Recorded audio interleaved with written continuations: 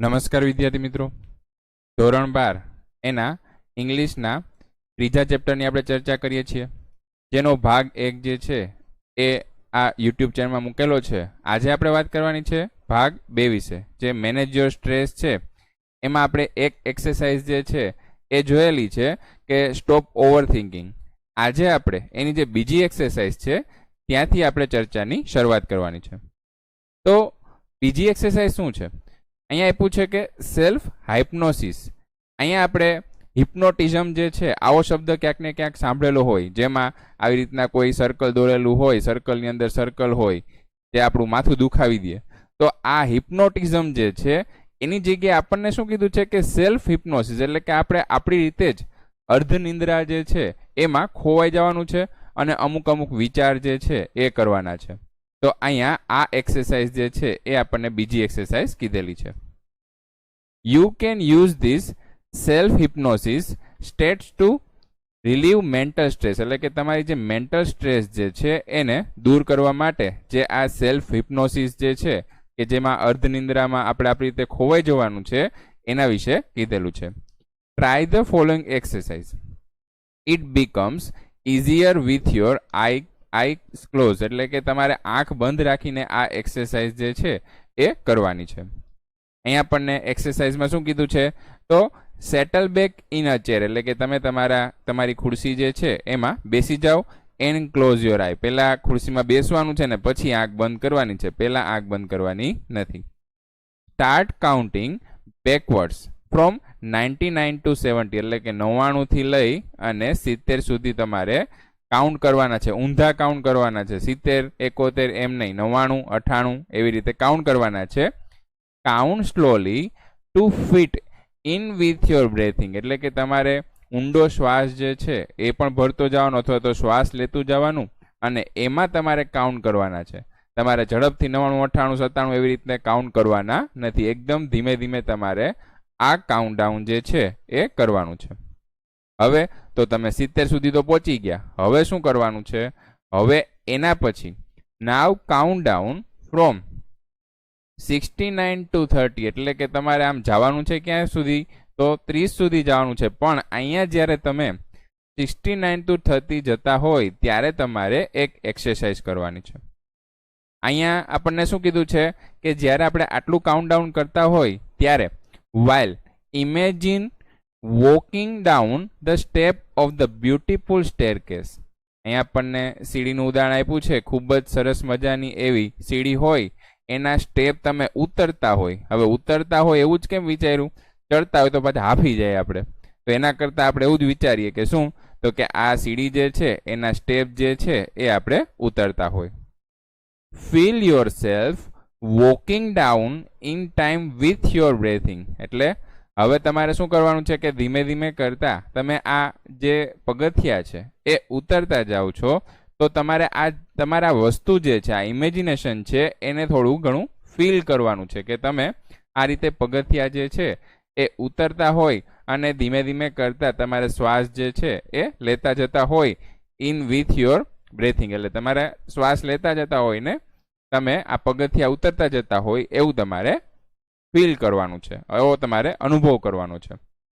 See the beautiful grand staircase, એટલે આ સીડી જે છે એ આપણે લાકડાની સીડી જોતા હોય, લોખંડની સીડી જોતા હોય ને એવી નહીં, એકદમ ભવ્ય એવી સીડી અને ખૂબ જ સારી, આપણને જોવી ગમે એવી સીડી જે છે એની વાત કરેલી છે. Beautiful grand staircase stretching ahead of you, એટલે કે આ જે સીડી જે છે આ સીડી તમને તમને ખેંચી જાય છે. અહેડ ઓફ યુ એટલે કે આગળ તમને ખેંચી જાય છે. આવું તમારે કંઈક ઇમેજિનેશન જે છે એ કરવાનું છે. પછી તો આગળ આપણને કીધું છે ઇમેજિન ધ સ્ટેપ્સ આર કાર્પેટેડ, એટલે કે આ જે પગથિયા છે એ જેવા તેવા નહીં, એમાં શું હોય તો કે કાર્પેટ પાથરેલી હોય, સરસ મજાની મખમલની કાર્પેટ જે છે એ પાથરેલી હોય એવા તમારે સ્ટેપ જે છે એ વિચારવાના છે. So that your progress is as effortless as possible, એટલે કાર્પેટ પાથરેલી હોય તો આવી જે સીડી છે આમાં ઉતરવું આપણને ગમે. આમ તો આપણે તો એવી જ વિચારવાની કે જે આપણે શોપિંગ મોલમાં જોતા હોય એને ઊભા રહી જવાનું, એટલે મેળે ઉતરી જાય.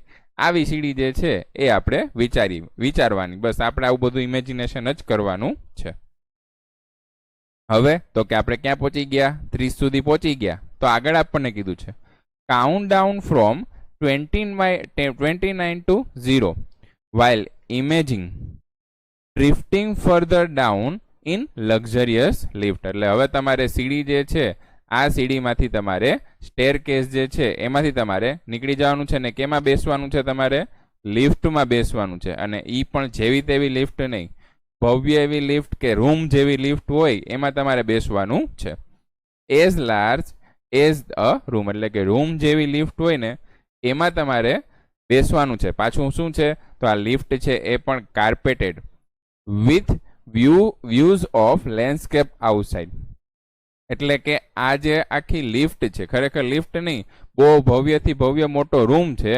આ રૂમમાં પણ એકદમ કાર્પેટ પથરાયેલી હોય અને આપણને જમીન જે છે જ્યાં જો ત્યાં તમને જમીન જ દેખાતી હોય, લિફ્ટ જેવું લાગતું જ ન હોય એવું દેખાતું હોય એવી લિફ્ટની વાત કરેલી છે. Watch the decreasing number along with your breathing. એટલે કે હવે તમારે ધીમે ધીમે કરતા 29 થી તમે ક્યાં તરફ જઈ રહ્યા છો? 0 તરફ જઈ રહ્યા છો. તો તમારે જે શ્વાસોશ્વાસ જે છે એ તમારે ધીમો ધીમો કરતો જવાનો છે. અહીંયા આપણે શું કરવાનું છે? એને ડિક્રીઝિંગ એટલે ઘટાડવાનો છે. આવી રીતે તમારે શ્વાસ જે છે એ પણ ધીમે ધીમે લેતો જવાનો. અને છેક આપણે ક્યાંથી ચાલુ કર્યું હતું? 99 થી લઈને 0 નંબર સુધી પહોંચવાનું છે. એઝ યુ અરાઇવડ એટ 0, હવે તમે 0 સુધી પહોંચી ગયા. તો હવે તમારે લિફ્ટ જે છે એમાંથી બહાર નીકળવાનું છે. The lift doors open. હવે એ આપણે ઓપન નથી કરવાનું, એની મેળે ઓપન થઈ જાય ને એવો લિફ્ટનો દરવાજો છે. And you entered a room that is furnished just as you would like it. એટલે કે તમે દરવાજો ખોલશો, લિફ્ટનો દરવાજો ખોલશો. આમ તો લિફ્ટ એ શું હતો? એક રૂમ જેવો જ હતો. હવે લિફ્ટનો દરવાજો ખોલ્યો તો ફરી પાછો એક નવો રૂમ તમને દેખાય છે. આ રૂમ જે છે એ કેવો છે? તો કે તમને જેવો ગમે ને એવો અને ફૂલ ફર્નિચર વાળો, બધી વસ્તુ તમને ગમતી હોય ને આ બધી વસ્તુ અહીંયા પાથરેલી હોય એવો રૂમ તમારે એમાં વિચારવાનો છે. It was all your favourite things in it. બધી તમારી ફેવરિટ વસ્તુ જે છે આ રૂમમાં મૂકેલી છે. And it is totally private. એટલે કે આ રૂમમાં કોઈ આવી શકે નહીં. ખાલી અને ખાલી તમારો જ રૂમ જે છે એના વિશે વાત કરેલી છે. તો આમાં આપણે આપણી રીતના ઇમેજિન કરવાનું કેટલી સારી સારી વસ્તુ જે છે એ આપણે આમાં મૂકેલી હશે. Find comfortable chair in your room and settle back in it. જો પાછું અહીંયા ચેર ઉપર બેસવાનું કીધું છે તો ઓલું જે તમે તમારા રૂમમાં બેઠા હતા ને એ ચેરની વાત કરી છે ને આ જે ઇમેજિનેશન વાળો રૂમ છે ને એ રૂમમાં ચેરમાં બેસવાની વાત કરેલી છે. એટલે શું કીધું છે કે તમે કમ્ફર્ટેબલ રીતે, તમને યોગ્ય લાગે એ રીતે તમે ચેર ઉપર બેસી જાઓ. તો અહીંયા આપણને જે વાત કરેલી છે એ ઇમેજિનેશનની વાત કરેલી છે. Remain there in your imagination until you feel rested and refreshed. એટલે કે હજી આ રૂમમાં, ભવ્ય એવા રૂમમાં તો પહોંચી ગયા, પણ હજી જો તમને એવું લાગે છે કે તમે રિફ્રેશ નથી થયા તો તમે હજી આગળ કંઈક વિચારો. પ્લેનમાં બેઠા હોય, પ્રાઇવેટ જેટમાં બેઠા હોય, એવું કંઈક વિચારો. પણ વિચારે રાખો ત્યાં સુધી તમે રિફ્રેશ એટલે કે પાછા રિફ્રેશ ન થઈ જાઓ, એકદમ પાછા હતા એવા ને એવા ન થઈ જાઓ. અથવા તો અહીંયા આપણને શું કીધું? રેસ્ટ, થાક જે છે તમારું ઉતરી ન જાય ત્યાં સુધી તમે આવું ઇમેજિનેશન જે છે એ કરતા રહ્યો. Then open your eyes again. એટલે કે આટલું થઈ જાય પછી તમે તમારી આંખ ખોલો. આ એક બીજી એક્સરસાઇઝ આપણને સેલ્ફ હાઇપ્નોસિસની કીધી છે. પછી એના પછી ત્રીજી એક્સરસાઇઝ કીધી છે ધ સ્ક્રીન એક્સરસાઇઝ. આ સ્ક્રીન એક્સરસાઇઝમાં પણ થોડું ઘણું ઇમેજિનેશન જેવું જ છે. When emotions have taken you over it becomes nearly impossible to think clearly. એટલે જે લાગણીઓ છે એ લાગણીઓ ખૂબ જ જો વધી જતી હોય, ઘણી વખત આપણે જે નિરાશા જે છે એ આવી જતી હોય આવી લાગણીઓને લીધે, કારણ કે આપણને કોઈ ગમતી વ્યક્તિ જે છે એ જ આપણને મૂકીને વહી જાય અથવા તો ગમતી વ્યક્તિ જે છે એ આપણને દગો દે, ત્યારે આપણે લાગણીઓ જે છે એનાથી ઘવાઈ જાય છીએ. ત્યારે આપણે કાંઈ વસ્તુ જે છે એ વિચારી શકતા નથી. અમુક જવાનિયા જે છે એની પાસેથી આપણે આવી વસ્તુઓ છે સાંભળતા હોય. It is becomes very easy to make unwise decision or to agree to something which is not to your advantage. એટલે કે આ સિચ્યુએશન જે છે એમાં આપણે એવું ફૂલિશ, અનવાઇઝ એટલે શું થઈ જશે? ફૂલિશ, મૂર્ખામી ભર્યું ડિસિઝન જે છે અથવા તો નિર્ણય જે છે એ લઈ લેતા હોય. અને ઘણા તમે સાંભળતા હોય કે ભાઈ કોઈએ મૂકી દીધું એને, કોઈ છોડીને વયું ગયું તો એમાં ને એમાં ગાંડો થઈ જાય ને નસું કાપી નાખે ને આમ તે ને એવું બધું કરવા માંડે. તો આ બધા કેવા કહેવાય? એના ફૂલિશ ડિસિઝન કહેવાય. તો અહીંયા આપણને એ જ કીધું છે કે તમે અનવાઇઝ ડિસિઝન લઈ લ્યો છો. અને agree to something which is not to your advantage, એટલે જે તમારા ફાયદા માટે ન હોય એવું ડિસિઝન જે છે એ લેવાની વાત કરેલી છે, અથવા તો કોઈ ઘટના બની જાય છે એની વાત કરેલી છે. The screen exercise shows you how to step back and emotionally detach yourself from the current situation. Detach એટલે તો કે છૂટું પાડવું, અલગ કરવું. તો આ જે સ્ક્રીન એક્સરસાઇઝ જે છે ને એ તમને કેના માટે હેલ્પફુલ થશે? તો તમારે જે ઇમોશનલી જે તમે વિચારો છો અથવા તો ઇમોશનલી જે તમે દુઃખી થઈ ગયા છો, એ ઇમોશનલી દુઃખી થઈ ગયા છો એ સિચ્યુએશનમાંથી તમને બહાર કાઢવા માટે અથવા તો એમાંથી છૂટા પાડવા માટે આ સ્ક્રીન એક્સરસાઇઝ જે છે એ મદદરૂપ થશે. So that you can see more clearly. C એટલે આમાં જોવું નહીં, આપણે કંઈ ચશ્માના નંબર નથી વધી ગયા, પણ આપણે આગળનો વિચાર જે છે એ કરી શકીએ. એટલે અહીં શું કીધું છે? C your clearly what is going on, એટલે કે તમને શું આગળ થાય છે અને થવાનું છે એ બધી વસ્તુ તમે ક્લિયરલી આને જોઈ શકો છો. Taking an outsider's point of view, એટલે આપણે શું લેવાનું છે? તો કે આઉટસાઇડર જે બીજો કોઈ વ્યક્તિ છે એ બીજો વ્યક્તિના આપણે આપણી સિચ્યુએશનમાં મૂકી અને એના પોઈન્ટ ઓફ વ્યૂથી આપણે જોવાનું છે કે આપણે આ સિચ્યુએશન છે એને કેવી રીતે હેન્ડલ કરી શકીએ. And imagine another person in your situation will put a new perspective, એટલે કે perspective of your stress problem. એ શું કીધું છે આપણે? કે બીજો કોઈ વ્યક્તિ જે છે એ જો તમારી સિચ્યુએશન તમારી જગ્યાએ હોત તો એના પોઈન્ટ ઓફ વ્યૂથી તમે એને કેવી રીતે સલાહ આપી શકત અથવા તો કેવી રીતે તમે આ પ્રોબ્લેમને જોઈ શકત, એ રીતે આપણે વિચારવાનું છે. So you can evaluate more calmly what needs to be done. આમે આપણે પોતાને કોઈ સિચ્યુએશનમાં, ખરાબ સિચ્યુએશનમાં હોય એના કરતાં આપણે કોઈ બીજા વ્યક્તિ જો આવી સિચ્યુએશનમાં હોય ને તો આપણને સલાહ આપવી, આ તો મફત છે, સલાહ આપવી આપણને બધાને બહુ ગમે છે. કોઈ એક વ્યક્તિ મુશ્કેલીમાં મુકાણો હોય તો એની મદદ કરવાની જગ્યાએ 500 માણસને સલાહ આપશે. તો અહીંયા આપણને ત્રીજી એક્સરસાઇઝ જે છે ને એ આના વિશે જ કીધી છે કે તમે એને સલાહ આપો, સારી સારી એવી સલાહ આપો, ભલે હેલ્પ કરો કે ન કરો. તો આ ત્રીજી એક્સરસાઇઝ જે છે એ થોડી ઘણી એના વિશે કહેવા માંગે છે.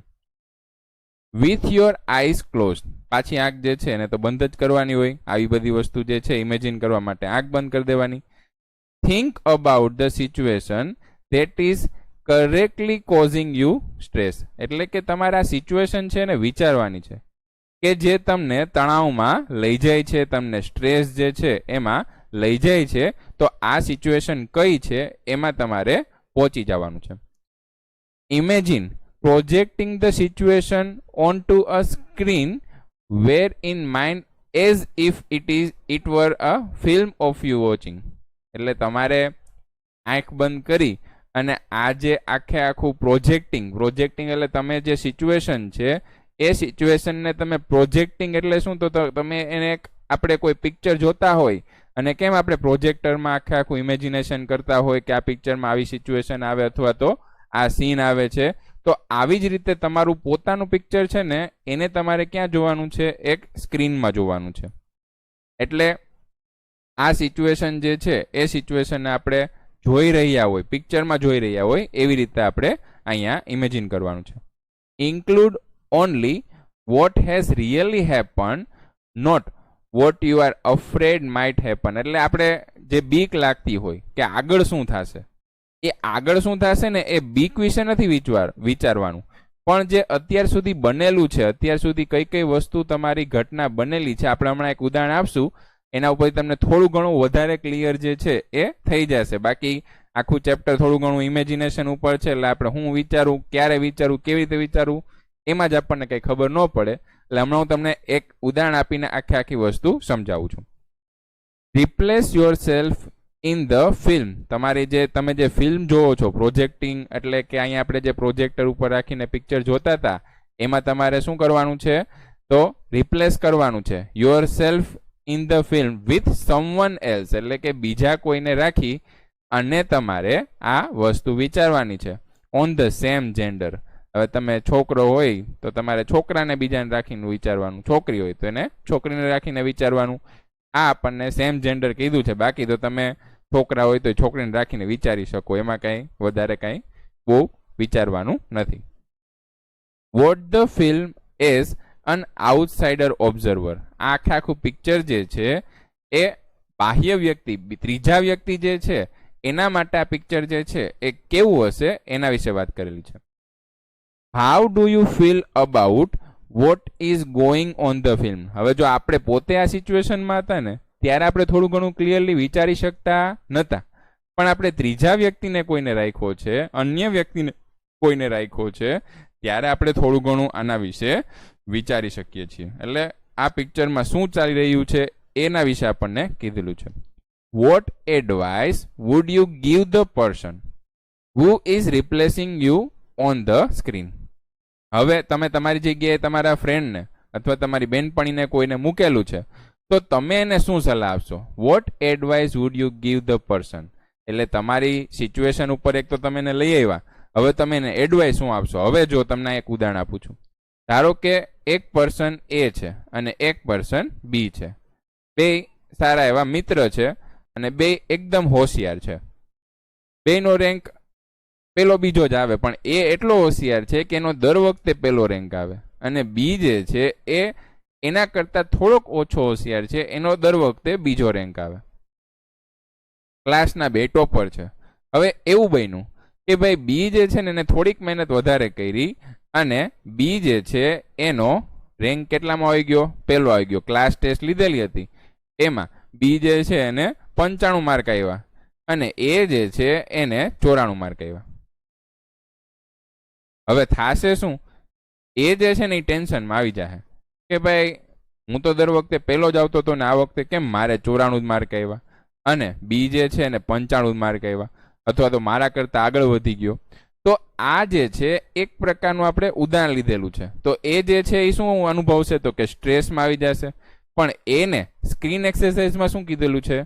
તો એને એવી રીતે કીધેલું છે કે ધારો કે બી જે છે એને ભલે 95 આવ્યા, પણ બી ને પોતાની સિચ્યુએશનમાં મૂકવું એટલે શું? તો કે બી ને પણ કેટલા આવ્યા હોય? 94 માર્ક આવ્યા હોય.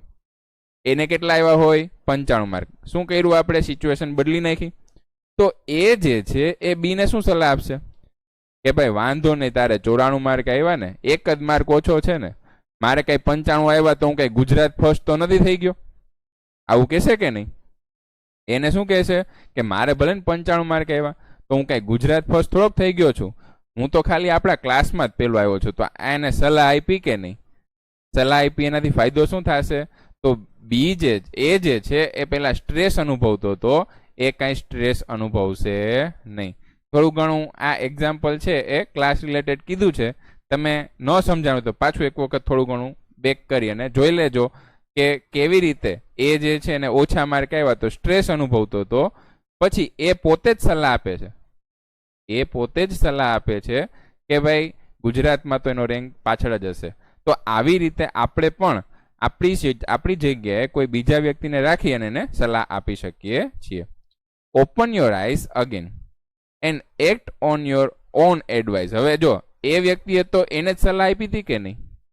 તો એ જ સલાહ આપી હોય પણ ત્યારે સિચ્યુએશનમાં બીને રાખી દીધો હતો. એટલે પછી શું કીધું છે આપણે કે આપણે જે સલાહ આપી છે ને એ જ પ્રમાણે આપણે વર્તવાનું છે. ખરેખર બી તો એ જગ્યાએ હતો જ નહીં.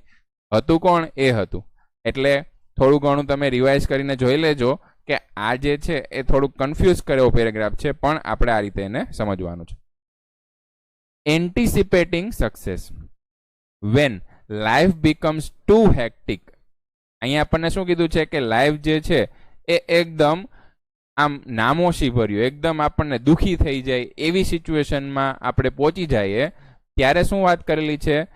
We can end up feeling mentally tight in notes. હવે અહીંયા નોટ્સ જે છે એ આમ તો ગાંઠ જેવું અથવા તો ગૂંચવણ ભરેલું એવું થઈ જાય. અહીંયા આપણે ગ્રંથિ તરીકે લેવાનું છે કે મગજની ગ્રંથિઓ છે અથવા તો શરીરની ગ્રંથિઓ જે છે એ કેવી થઈ જાય, એકદમ ટાઈડ, એકદમ થાકી જાય છે. મગજ જે છે એ એકદમ થાકી જાય છે જ્યારે આપણે બહુ જ ખરાબ એવી સિચ્યુએશનમાં પહોંચી જઈએ છીએ ત્યારે.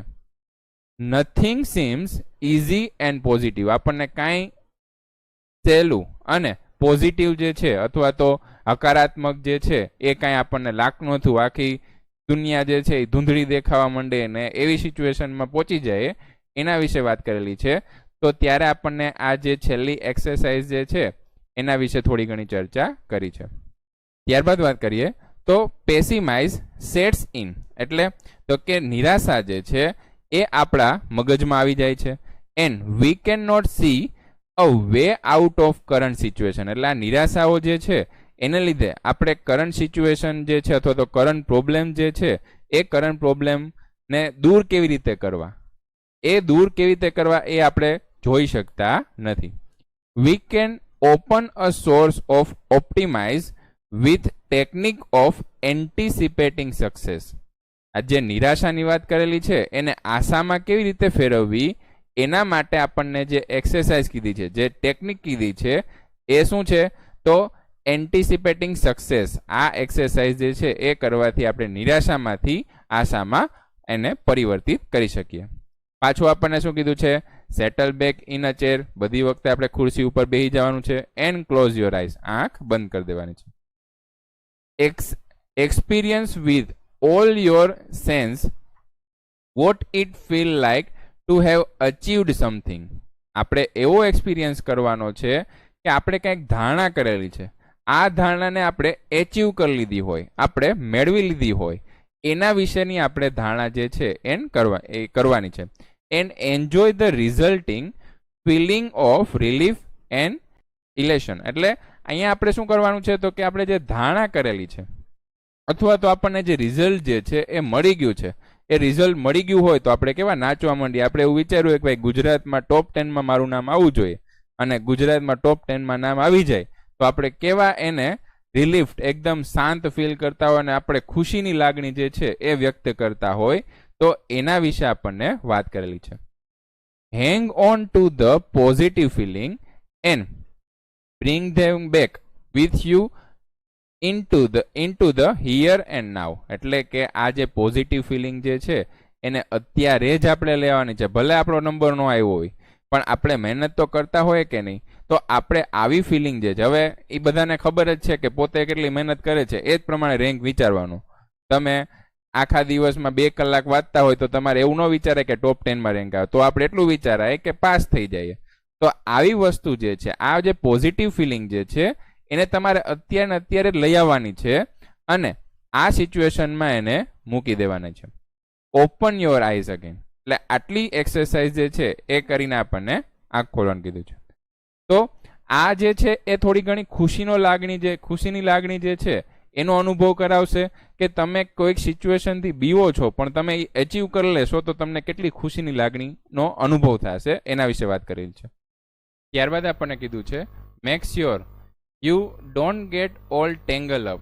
અહીંયા ટેંગલ એટલે શું થઈ જશે તો તમે એમાં ગૂંચવાયેલા નહીં રહ્યો. એટલે કે આ સિચ્યુએશન છે, તમે જે ઇમેજિનેશન કર્યું છે કે તમે યોગ્ય રેન્ક જે છે એ તમને મળી જ ગયેલો છે, તો આવી સિચ્યુએશનમાં તમે ગૂંચવાયેલા નહીં રહ્યો. It consideration about how the situation will resolve it self. આ ખાલી એક આપણે નક્કી કરીએ છીએ અથવા તો આ એક પ્રકારની સિચ્યુએશન છે. આ સિચ્યુએશન છે કે જેમાં તમે એવું થોડું ઘણું ઇમેજિન કરો છો કે ભાઈ તમે આટલી વસ્તુ મેળવી લેશો તો તમે કેટલા ખુશ રહેશો. It will look after itself as long as you keep your aim family in mind. આ જે છે સિચ્યુએશન ક્યાં સુધી રહેશે તો જ્યાં સુધી તમે એક તો દ્રઢ નિર્ધાર કરેલો જ છે કે ભાઈ તમારે રેન્ક હાસિલ કરવો જ છે, તમારે રેન્ક મેળવવો જ છે, તો આ વસ્તુ જે છે, આ સિચ્યુએશન જે છે એ ઓટોમેટિક આવી જ જવાની છે. તમે એટલી મહેનત કરી હોય કે તમે ગુજરાતના જે રિઝલ્ટ આવે અથવા તો ગુજરાત લેવલે તમારો રેન્ક જે છે ખૂબ જ સારો હોય તો તમે મહેનત કરી છે તો એ તમને મળવાની જ છે, પણ એનું ટેન્શન લેવાનું નથી. તો અહીંયા આપણને એ જ કીધું છે કે it will look after it self. પોતાની રીતે જ આ વસ્તુ જે છે, આ સિચ્યુએશન જે છે એ સોલ્વ થઈ જશે અથવા તો આ ટેન્શન લેવાથી કાંઈ સોલ્વ થવાનું નથી. If you stay focused on a positive outcomes you can think more clearly. અહીંયા આપણને શું કીધું છે? આ પોઝિટિવલી આપણે થોડું ઘણું વિચારીએ છીએ તો આપણે આનો રસ્તો જે છે એ ખૂબ જ સારી રીતે મોર ક્લિયરલી આપણે આને જોઈ શકશું. You will make better decision. તમે ડિસિઝન જે છે એ પણ યોગ્ય લઈ શકશો. Which will eventually lead to the desire result. એટલે કે આ વસ્તુ જે છે એ જ તમને તમારા યોગ્ય રિઝલ્ટ તરફ લઈ જશે.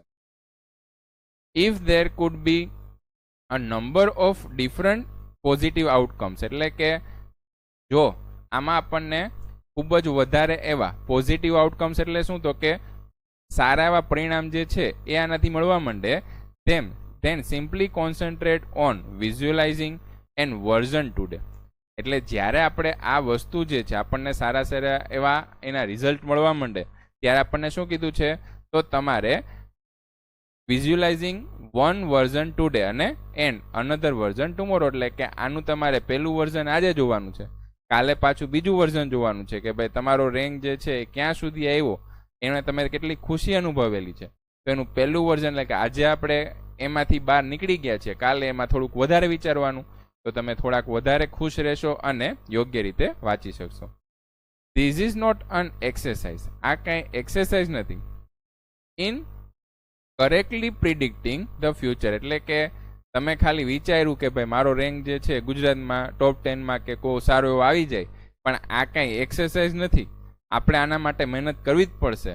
એટલે આપણે ખાલી એવું થોડું ઘણું વિચારીને ખુશ રહી શકીએ, પણ એના માટે મહેનત તો કરવી જ પડશે.